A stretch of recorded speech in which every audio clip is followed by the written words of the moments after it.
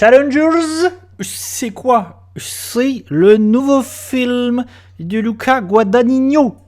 Tout d'abord, je le dis tout de suite de but en blanc, j'ai adoré. Vraiment, j'ai adoré. Surprise de cette semaine. J'ai trouvé ça fantastique. Et je vais essayer d'expliquer pourquoi. Parce que vraiment, c'était pas gagné d'avance. Parce que Luca Guadagnino, je suis pas extrêmement fan de base. Parce que j'avais vu son précédent film qui était Bones and All. Mais je suis peut-être passé à côté de Bones and All. Son précédent film qui était un film un peu étrange de genre, avec des gens cannibales, histoire d'amour et des gens... Vraiment, j'étais sorti de la salle, j'avais pas du tout aimé, donc je partais un peu sur ce Challengers, j'étais curieux, mais vraiment, j'avais pas trop d'attentes, vu que j'avais été très déçu par le précédent. Et Guadagnino, c'est aussi... il a été très connu pour Call Me By Your Name, et le remake de Suspiria que j'ai pas vu. Il a fait un remake de Suspiria, beaucoup décrié, des gens détestent, d'autres adorent. J'ai pas vu, j'essaierai de le regarder à l'occasion parce que ça m'aguiche. Ça m'intéresse, surtout que Challenger, j'ai trouvé ça fantastique. Alors, il a fait beaucoup parler de lui parce que Zendaya, et effectivement, elle est productrice du film, donc ça la rend d'autant plus intéressante en tant qu'actrice et en tant que productrice, parce que vraiment, elle est super dans le film. Je pense que c'est un des points positifs du film, c'est le casting. Les 3 acteurs principaux sont fantastiques. Zendaya est très bien. Et ce triangle amoureux, parce que c'est un triangle amoureux, fonctionne de ouf. Et ce triangle amoureux, il est intéressant parce que c'est un véritable triangle amoureux. C'est-à-dire que tous les coins vont se toucher. C'est-à-dire que c'est pas juste Zendaya et 2 hommes, c'est aussi les 2 hommes entre eux. Donc chaque personnage entre eux va créer une relation, une tension, un désir. Et le film part de ça, du désir. Et alors le film a fait beaucoup parler de lui parce que la bande-annonce en fait des caisses sur une scène spécifique où on voit les 3 s'embrasser. Et en fait, chose que j'ai envie de dire, c'est qu'il n'y a pas de scène de sexe dans le film. Vraiment, c'est un film qui parle du désir. Il prend un malin plaisir à couper au moment opportun où en fait le désir est à son paroxysme et où il y a de la tension sexuelle. Mais en vrai, il montre jamais de scène de sexe.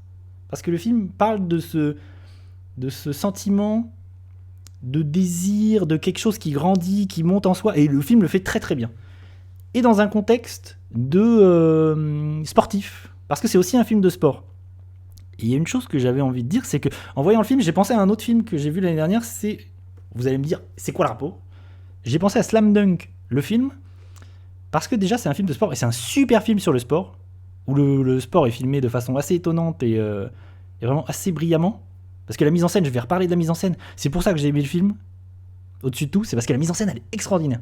Il y a des trucs dans le film, j'étais assez surpris et assez halluciné. Et c'est qu'en fait, il a une structure similaire au film Slam Dunk. C'est-à-dire que Slam Dunk, c'était un match de basket.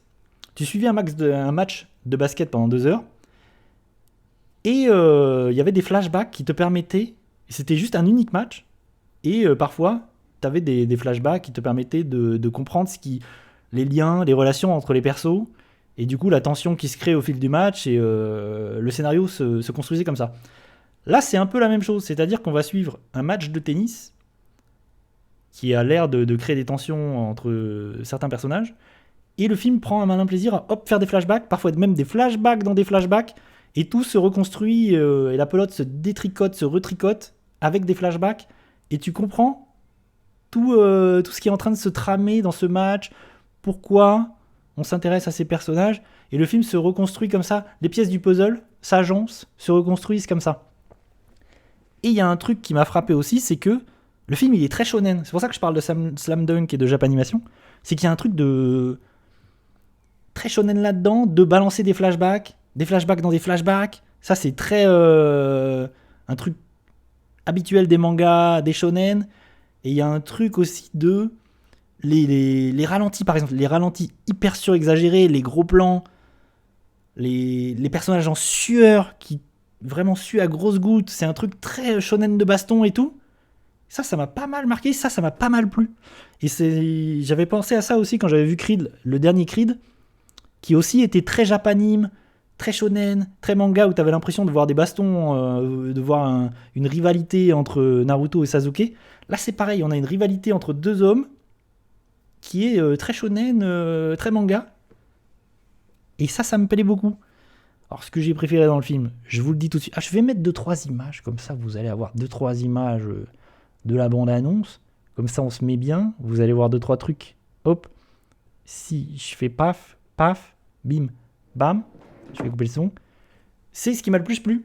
C'est la bande-annonce. Parce que tu sens que Guadagnino s'amuse et il tente des choses. Et vraiment, il y a des trucs, j'étais hyper surpris. Il y a des moments, par exemple, quand il filme les matchs de tennis, il y a des moments où, parfois, il y a des plans subjectifs des joueurs de tennis. Tu te dis, waouh, qu'est-ce qui se passe ? Et c'est génial. Il y a même un moment, il y a une séquence, il y a un plan où c'est comme si la caméra était collée à la balle de tennis. C'est comme si, en fait, la balle de tennis, c'était la caméra. Et t'as la caméra qui virevolte et tu te dis, qu'est-ce qui se passe ? Ça devient fou. Ils tentent des trucs, il y a des choses comme ça qui sont hallucinants. Ça m'a vraiment surpris et en bien. Vraiment, il y a du cinéma. C'est ça qui m'a plu. Il y a du cinéma dans le film. Il y a des envies, des expérimentations. Parfois, il y a des plans zénithaux inversés, c'est-à-dire que la caméra est dans le sol et le sol est comme si le sol était invisible en fait, était transparent et tu vois les gens sur le court du tennis avec les lignes blanches et tout. Et vraiment, ça marche de ouf. Il y a plein d'idées comme ça, plein d'idées de mise en scène, de trucs qui font que ça fonctionne. Par exemple, autre exemple, il y a un truc génial, c'est que les dialogues sont filmés comme si c'était un match de tennis. Ça, c'est malin. C'est-à-dire qu'en fait, il va filmer des dialogues en faisant pas des contre-champs, mais en faisant panoter la caméra d'un personnage à l'autre, comme si c'était un match de tennis. Très malin, et ça marche de ouf. Et il va filmer les matchs de tennis comme si c'était des scènes de sexe. Et il y a des séquences, la dernière séquence, elle est fantastique. J'avais parlé de Civil War en disant que la dernière séquence, elle était extraordinaire. Là, c'est pareil, je trouve la dernière séquence, elle est fantastique. Il y a un dernier set où tout se dénoue, où là, tu sens que la réal, elle explose, la mise en scène, elle explose, ça part dans tous les sens. J'ai trouvé ça super. Vraiment, là, c'est avec Civil War en ce début d'année. Cette année, c'est l'un des films que j'ai préféré, mais de loin. Que ce soit Civil War ou Challenger, je pense que ces deux films-là, ils sont dans mon top 10, large. Bon, j'ai pas encore vu Furiosa, mais ces deux-là, ils sont très larges dans mon top 10. Et j'ai pas encore parlé de la meilleure chose du film, la musique. La musique, j'ai été encore une fois surpris. La musique, elle est, alors deux gens que l'on connaît bien, Trent Reznor, le duo, Trent Reznor et Atticus Ross, sont derrière la musique du film.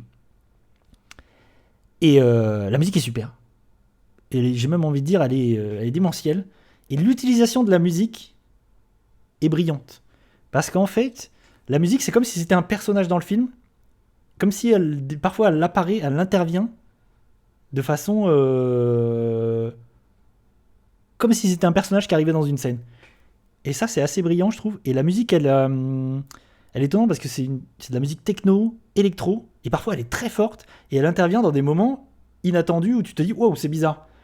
Par exemple, dans un dialogue. Et on te met, bam, la musique dans la gueule. C'est très fort. Et ça raconte quelque chose, en fait. La musique, elle a du sens, et elle a tout le temps du sens, et elle est bien. Et vraiment, je pense que c'est je pense que ça fait 50% de pourquoi le film, il est bien. La musique, je la trouve brillamment utilisée.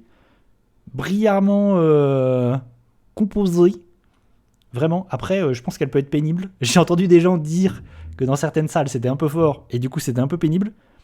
Mais moi, ça allait. Et vraiment, ça, je pense que c'est le point le plus positif que j'ai du film. C'est vraiment la musique. Je l'ai trouvé super. Vraiment, j'ai trouvé ça hyper bien. Et en vrai, ils ont beaucoup misé sur le côté sexuel, le désir, l'érotisme, machin. Mais ils ont eu raison. Parce que ça fait parler du film. Mais en fait, il n'y a pas de sexe dans le film. Ça, c'est un truc vraiment... Le film, il crée de la tension, il crée du désir. C'est du désir entre des personnages. Mais c'est pas... parce que j'ai vu des trucs, j'ai vu des propos, j'ai vu des choses débiles sur Twitter, sur les réseaux, de gens qui disaient « Ah oui, bah finalement, je suis déçu, nanani, nanana, on voit pas grand-chose. »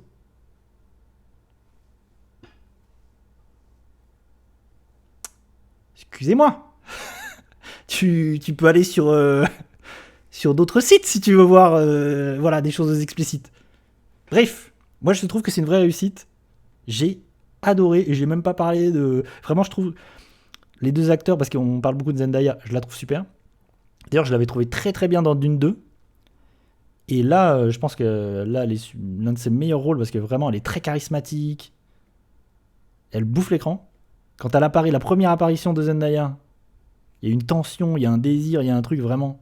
Je la trouve super. Et les deux acteurs, les deux jeunes acteurs qui sont avec elle sont super aussi. Il y en a un, Josh O'Connor. Je l'avais vu, je pense que c'est la première fois que je le vois, je l'ai pas vu dans d'autres films ou dans d'autres séries. Vraiment, Josh O'Connor, je le trouve super.